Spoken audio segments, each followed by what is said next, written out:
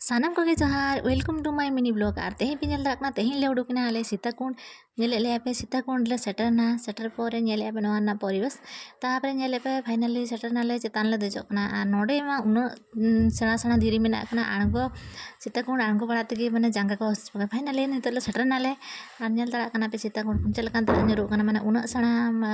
धीरी मेना का धीरी चेतन खन दा लेंगिन कना आर बारीपदा खन नोआ हुयो कना 37 किलोमीटर सीताकुंड चला लगिते आर अडी चलक जगह कना और नित पे लातार रे दाणा बड़ा पर नित चेतान ले चला चेतान ले देजोकना ओका खन पूरा दा लेंगी कना बुरु चेतान खन धीरे चेतान खन ओंडे नित ले चलाना और नेल दाड़ा पे तीना चरक पहाड़ माने दा लेंगी कना तीना चरक नेलोग कना और अडिगान होड़ नोडे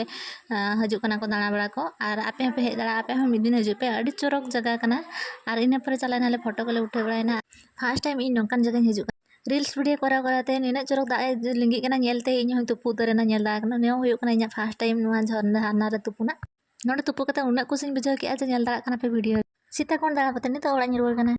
अरे हाँ जदि वीडियो जदि बेस बुझाव के लाइक शेयर सब्सक्राइब दाला पीड़िया।